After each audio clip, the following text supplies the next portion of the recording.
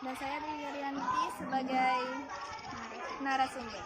Assalamualaikum selamat siang Bu. Kami meminta waktunya sebentar untuk yang membuat podcast untuk tidak dibahas apabila ini siang yang dari kami. Ya, waalaikumsalam warahmatullahi wabarakatuh. Insya Allah saya siap membantu hingga sekolah yang memberikan. Silakan Ibu memperkenalkan diri. Memperkenalkan diri. Baiklah, nama saya Dahlia Fitriani, SD. Saya mengajar saat ini di SD Negeri 1 Sungai Sibur, filial Paragerapan Dewa Sibur, mengajar sebagai wali kelas 5. Itu saja. Ibu, kami mulai dengan pertanyaan. Paspornya mati. Sejak kapan Ibu menjadi seorang ibu? Jadi saya mengajar sejak tahun 2013.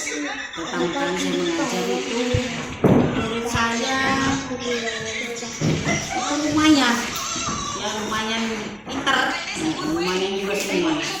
Sempat saya itu dulu tuh mau berhenti mengajar ya, tapi dalam hati saya itu tersentuh, merasa ada tanggung jawab, makanya saya pertahankan sampai saat ini. Siapa yang menjadi ibu dalamnya Inspirasi saya pada saat itu adalah beliau yang sampai saat ini saya tidak bisa melupakan ya, cuma kami diskomunikasi, yaitu Pak Purwanto. Pada saat itu beliau itu adalah perintis ya, bisa dibilang di sini tuh ya, pembuka di sinilah waktu pada saat itu ya. Beliau itulah yang motivasi saya supaya kalau saya itu mengajar, karena saya dulu suka putus asa, karena saya mengajarkan dulu masih di sawah sana itu pada 10 itu ke penangkis nomor 4. Kalau hujan dan jalan kaki gendong anak saya itu kan yang masih kecil itu beliau saya gendong, dan saya itu sempat terjatuh, tapi beliau itu terus memotivasi saya, yang membantu saya, memberikan saya wawasan. Katanya beliau berkata bahwasanya kalau kita berilmu, tapi ilmu itu tidak kita salurkan, tidak kita berikan kepada yang membutuhkan, dan anak didik-didikan itu bagaikan pohon yang tiada ranting. Nah, dari itu saya terdorong hati saya terus berusaha, ya majulah ikutin perjuangan kami bersama tahun 2013 bulan 11 kalau tidak salah. Saya berbagi ilmu yang pertama pastinya di keluarga saya dengan anak-anak saya, ya kan saya ajarkan menulis, menghitung, membaca, menghitung warna dan lain sebagainya itu di rumah, di anak-anak. Yang kedua ini di sekolah. Kalau untuk sebagai guru, profesi saya sebagai guru ya di sini di Dewa Sibur ini ya, di filial Paragerapan. Di sini saya mengajar, alhamdulillah sampai sekarang sudah 12 tahun. Itu Apa yang harus dilakukan agar belajar tidak belajar tidak bosan. Kita ini ya menggunakan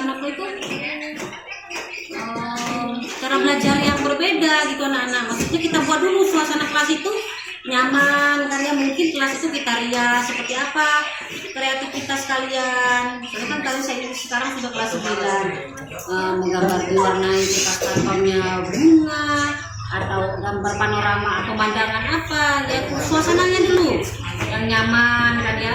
Selanjutnya itu baru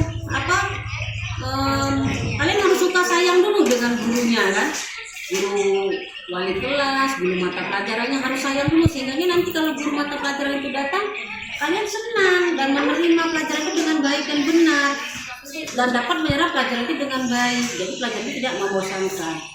Buat anak-anak itu kan ada juga tuh sharing-sharingnya itu ya, ada di saatnya kita serius ya kan, kita bercanda ya, jangan selalu tegang aja. Jadi kalau guru melihat anak muridnya melihat gurunya itu takut begitu. Kalau saya seperti itu, saya ajak anak-anak ini bernyanyi jika ada waktu luang, kami bernyanyi, atau saya berbagi cerita pengalaman saya pribadi ya kan. Jadi ada waktunya saya itu memberikan inspirasi pada anak-anak ini. Tapi karena saya pribadi bahwasanya saya dulu adalah orang yang juga tidak selalu di tingkat pertama. Saya berbagi cerita lah, berbagi ilmu dengan mereka. Tapi karena mungkin nasib dan takdir sebenarnya saya menjadi guru. Sebenarnya cita-cita saya dulu bukan guru. Mengapa semua murid terbilang terlalu malas untuk belajar atau mengerjakan tugas rumah? Oh, menurut saya itu malas itu ya. Kalau sudah malas itu susah itu. Nah, ya malas itu susah kenapa? Itu tadi, kalau sudah malas sudah tidak ada lagi obatnya ya. Nah, kita harus dorong diri kita. Maksudnya begini, kalau misalnya kita dengan teman sebangku kita dapat nilai 100, kita cuma dapat 50 atau 60, pasti kan ada hati kita tergugah ya, ataupun rasa malu, kok saya dapat seperti ini ya 60, dia dapat 100, malu. Nah, rasa malu itulah memotivasi kita harus belajar.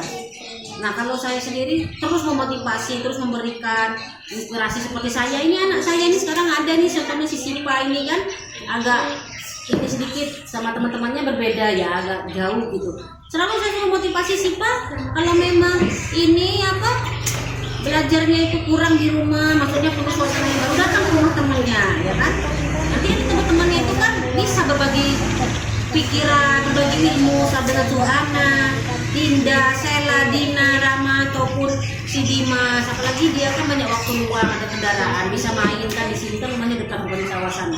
Tapi tidak tahu bagaimana si Dina, si Sipanya sudah menuruti atau belum permintaan saya itu kan. Nah, dengan begitu kan kita kalau main ke teman-teman sambil belajar kan kita tuh, oh iya ternyata dia belajarnya seperti itu ya orangnya. Oh ya, saya juga harus berubah pola belajar kita yang monoton itu tadi. Belajar juga bisa, sekarang ini kan sudah canggih.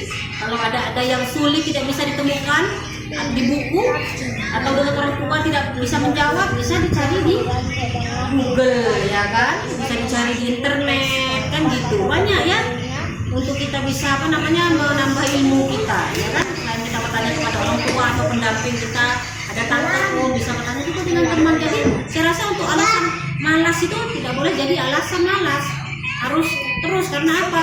Kalian ini adalah generasi penerus. Nanti kalau ibu udah selesai ya kan masa ininya baktinya, maka kalian inilah yang akan menggantikan. Nah, kalau kalian malas, bagaimana nanti siapa yang akan menjadi guru selanjutnya di Dewasibu di tempat kita ini ya kan. Nah, jadi kalau malas saya selalu mengingatkan kepada anak-anak supaya jangan malas, buang malasnya. Dengan cara bagaimana? Bismillah, niat. Allah saya mau bisa, niat. Jadi kalau malas, kalau jadi siswa-siswi jangan banyak ngelamun. Ya, kalau jadi anak sekolah jangan ngelamun anak-anak. Jangan ngelamun, karena apa? Nggak bisa ngelamun, itulah setan itu datang. Nah, setan itu macam-macam. Setan malas ada, setan yang buat kita ngelamun, bengong. Terus jadinya temannya tidak ngerjakan, sudah dapat nilai 10, dapat nomor 10, kita masih nomor 1. Siapa sudah belum masih nomor 1 bu, temannya sudah selesai sampai nomor 10. Nah, jadi kamu yang bantu diri kamu, dorong gitu, selalu ibu begitu kan.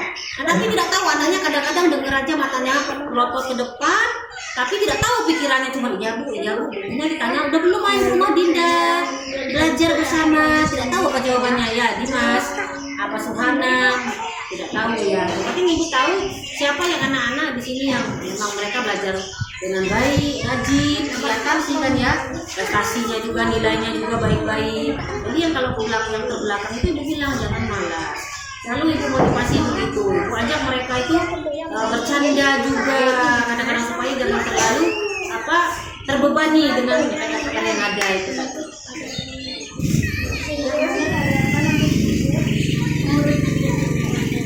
Oh, harapan saya yaitu mudah-mudahan anak-anak sekalian ini cita-citanya tercapai, memiliki masa depan yang terang benderang ya. Kalau ibu ada pepatah mengatakan murid itu bisa lebih pandai daripada gurunya. Nah, kenapa demikian? Karena kalau ibu guru, bapak guru sepanjang hayat sampai purna baktinya sampai 60 tahun nanti ya, hanya tetap sebagai guru. Nah, tapi kalau kalian cita-cita kalian bisa lebih daripada guru, jadi TNI, Tentara Nasional Indonesia ya, jadi polisi Republik Indonesia, jadi dokter, bahkan bisa jadi presiden. Kalian sukses nanti. Nah, siapa yang senang? Ibu tidak minta anak-anak ibu hormat, salim ataupun datang ke rumah begini tidak. Melihat kalian sudah sukses saja, ada kebanggaan dalam hati. Oh, itu milik saya, dalam hati kan berkata demikian ya. Syukur alhamdulillah kalau kalian besok ibu sudah lebih usia mau melihat ke rumah, menjenguk, bu apa kabar, ya itu sudah nilai plusnya ya. Harapan ibu pastinya kalian mudah-mudahan cita-citanya tercapai lah apa yang diwujudkan. Nah, makanya ibu pesankan apa sekolahnya yang benar sampai ke jenjang berikutnya, SMP, SMA. Nanti kalau orang tuanya masih mampu ya, kalian bantu sampai ke universitas. Nah, tuntutlah ilmu terus sampai ke negeri Cina, ya kan kalau pepatah itu mengatakan.